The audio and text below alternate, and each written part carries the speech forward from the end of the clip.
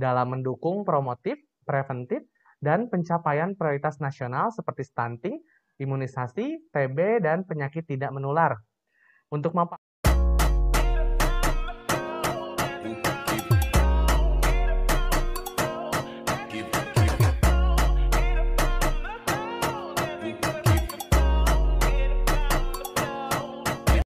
Assalamualaikum warahmatullahi wabarakatuh.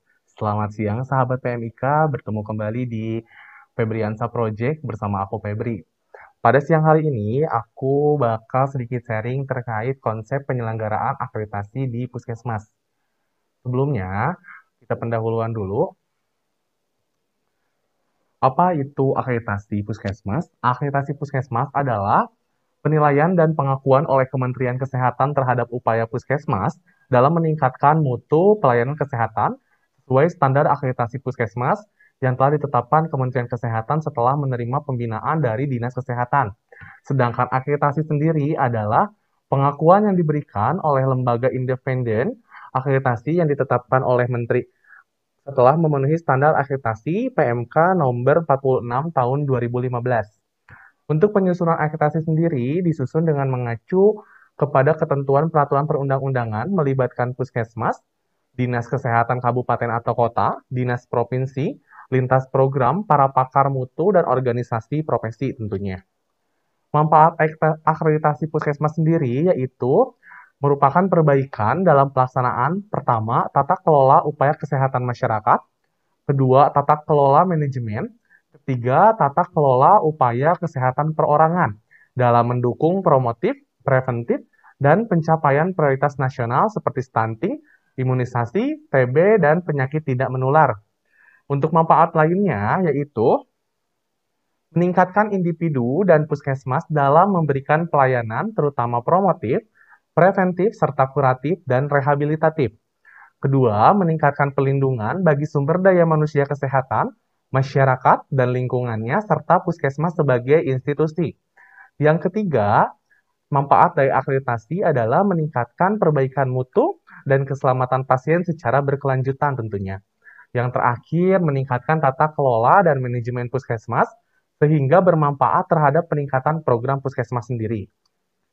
Berikut adalah tren puskesmas terakreditasi, di mana pada tahun 2015 itu sekitar 100 puskesmas, pada tahun 2016 naik menjadi 1.484 puskesmas, dan di tahun-tahun selanjutnya terus naik, itu dengan tingkat kelulusan paripurna 239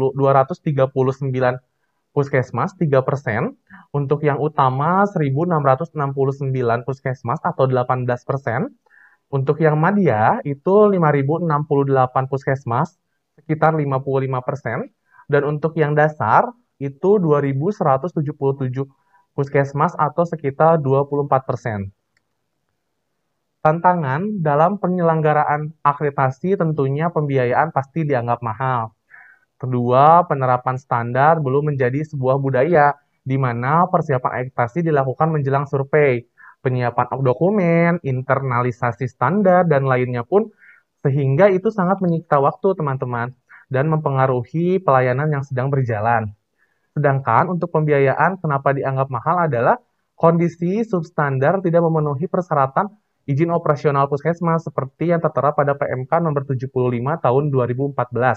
Di mana mengeluarkan biaya untuk memenuhi SDM, sarana, prasarana, serta alkes.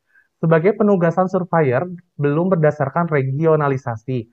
Ketiga, pendampingan oleh Dinas Kesehatan, kabupaten, serta kota kurang optimal, sehingga ada puskesmas yang memanfaatkan lembaga konsultan swasta.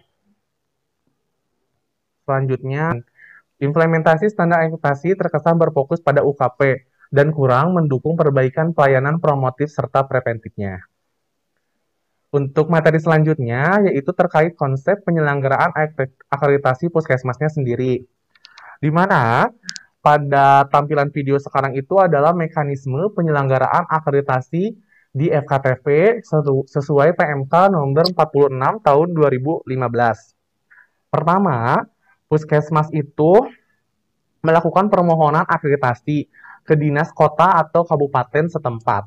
Kemudian dari dinas kabupaten dan kotanya itu dilakukan cek kesiapan pasien cash dan memberikan rekomendasi kepada puskesmasnya sendiri. Dari dinas kabupaten atau kota di daerah tempatnya masuk ke dalam dinas provinsi. Dari dinas provinsi meneruskan kembali permohonan ke komisi akreditasi dengan rekomendasi dari provinsi bahwa puskesmas kita itu akan melakukan akreditasi. Selanjutnya komisi akreditasi itu menunjuk tim surveyor untuk melakukan survei ke puskesmas. Setelah dilakukan survei, maka adanya rekomendasi hasil survei itu disampaikan kembali kepada komisi akreditasi. Dari komisi akreditasi di tahap selanjutnya itu adalah penerbitan sertifikat akreditasi yang diberikan kepada Dinas Kesehatan Provinsi. Dari Dinas Kesehatan Provinsi diberikan kembali ke Dinas Kesehatan Kabupaten atau Kota. Dari Dinas Kesehatan Kabupaten atau Kota kemudian diserahkanlah sertifikat ke pasien cash atau puskesmasnya teman-teman.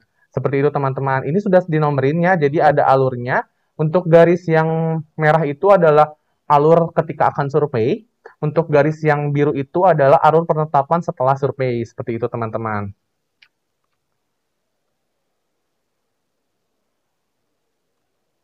Selanjutnya, sistem peningkatan mutu puskesmas, di mana konsep pelaksanaan akreditasi puskesmas menggambarkan tentang peningkatan mutu puskesmas sebagai sebuah sistem yang disebut sistem peningkatan mutu puskesmas atau yang disingkat SPMP.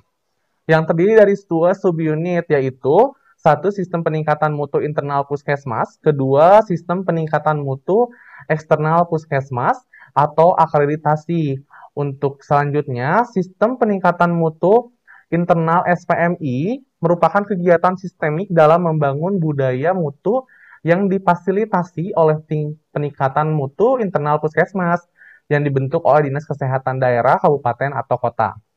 Kemudian, untuk sistem peningkatan mutu eksternal atau SPME merupakan kegiatan penilaian mutu melalui akreditasi oleh tim peningkatan mutu eksternal puskesmas di tingkat provinsi yang ditugaskan langsung oleh Kementerian Kesehatan.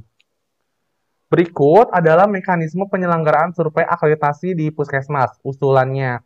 Pertama, pembinaan prasurvei. Dilakukan pembinaan prasurvei di puskesmasnya, kemudian dari puskesmas itu dilakukan self-assessment.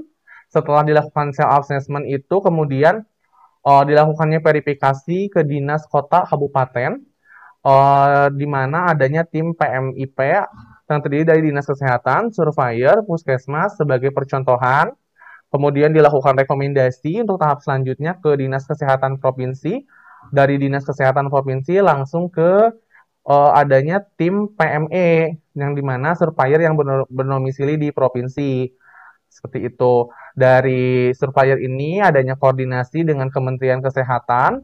Setelah dikoordinasi, dilakukannya pelaksanaan survei ke puskesmasnya. Setelah dilakukan survei, maka ada validasi, di mana validasinya itu adalah tim validator dan pengembangan standar yang dari Kementerian Kesehatannya sendiri. Setelah itu, setelah adanya tim validator, terakhir adalah ditetapkanlah status akreditasi dari puskesmasnya tersebut. Yang selanjutnya itu ke dinas, diberikan informasinya kepada dinas kabupaten kota di tempatnya teman-teman, seperti itu. Selanjutnya, setelah pasca akreditasi dari puskesmas itu, pertama setelah hasil ditetapkan adalah dari Kemenkesnya itu penetapan survei akreditasi kepada puskesmas. Dari puskesmas itu dilakukan penyusunan atau tindak lanjut.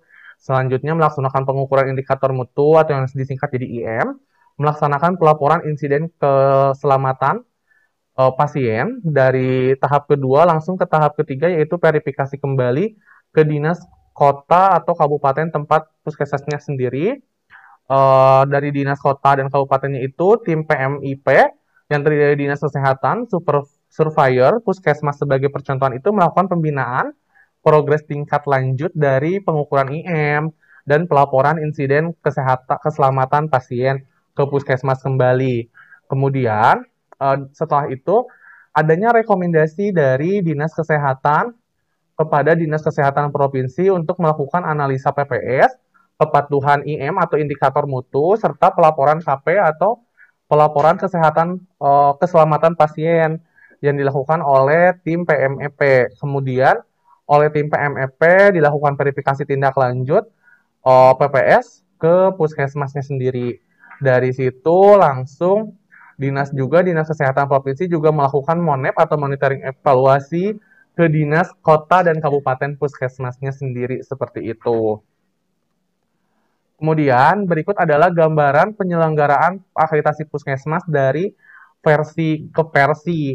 Yang pertama itu adalah uraian. Uraiannya itu adalah peran dari Kementerian Kesehatan di mana pada versi 2015 itu Kementerian Kesehatan menyelenggarakan akreditasi FKTP melalui penempatan Komisi Akreditasi FKTP sebagai penyelenggaraannya. Kedua, untuk peran Dinkesnya sendiri adalah mengeluarkan rekomendasi usulan survei berdasarkan usulan Dinas Kesehatan. Yang ketiga adalah peran Dinkes dan Dinkes Kota dan Kabupaten, di mana perannya itu adalah pada versi 2015 adalah menyusun roadmap akreditasi, melakukan pendampingan pra serta pasca akreditasi oleh tim pendamping yang sudah terlatih. Ketiga adalah pengusulan survei akreditasi ke Dinas Kesehatan Provinsi. Untuk waktu surveinya sendiri adalah 3 hari efektif. Sedangkan untuk di versi 2015, Kementerian Kesehatan itu menyelenggarakan akreditasi FKTP melalui penetapan Komisi Akreditasi FKTP sebagai penyelenggara. Untuk yang peran kementeriannya itu tidak terlalu jauh ya, sama-sama menyelenggarakan akreditasi melalui penetapan Komisi Akreditasi FKTP sebagai penyelenggara. Selanjutnya untuk peran di versi 2020 itu untuk Kementerian Kesehatan sebagai penyelenggara akreditasi, penugasan surveyor, proses validasi, dan status akreditasi dari puskesmasnya sendiri. Untuk peran Dinas Kesehatan Provinsi, mengorganisir pelaksanaan survei akreditasi tim PME melalui koordinasi dengan Kementerian Kesehatan, sesuai ketentuan perundang-undangan, dan melakukan verifikasi upaya pertahanan serta peningkatan mutu pelayanan sesuai dengan standar. Ketiga, peran dinas kota dan kabupatennya sendiri yaitu melakukan pembinaan serta verifikasi dalam memenuhi, mempertahankan, dan meningkatkan upaya mutu di puskesmas sesuai standar. Untuk waktu surveinya, menurut versi 2020 cukup 2 hari efektif saja. Selanjutnya yang akan kita bahas adalah overview standar akreditasi puskesmas di tahun 2020 atau yang sekarang itu disingkat menjadi SIAP 2020. Ini adalah gambaran pengembangan standar akreditasi puskesmas, di mana pada babnya sendiri dari tahun ke tahun itu semakin sedikit ya teman-teman. Dari versi 2015 yang ada 9 bab, ke versi 2019 itu 5, dan di versi 2020 5. Untuk standarnya, versi 2015 itu ada 42 standar untuk akreditasi. Untuk versi 2019 ada 37, untuk versi 2020 ada 34. Sedangkan untuk kriterianya itu dari versi 2015 itu ada 168, ke versi 2019 itu berkurang menjadi 132, begitupun di versi 2020 menjadi 82. Untuk elemen penilaian juga seperti itu teman-teman.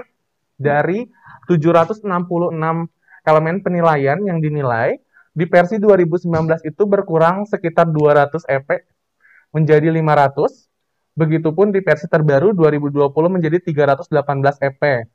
Selanjutnya, pada isi dan bab mutu dalam gambaran pengembangan standar akreditasi puskesmas. Untuk isinya sendiri di versi 2015 itu isi standar belum mencantumkan PPN dan UKM esensial secara tersurat. Untuk bab mutunya tersebar di bab 3, bab 6, serta bab 9. Untuk versi 2019, isi standar sudah mencantumkan PPN dan UKM esensial serta pengembangan, namun belum mencantumkan promotif dan preventif dengan prinsip 5 level prevention. Dan untuk bab mutunya disatukan dalam satu bab yang difokuskan peningkatan mutu upaya promotif preventif pada program prioritas nasional.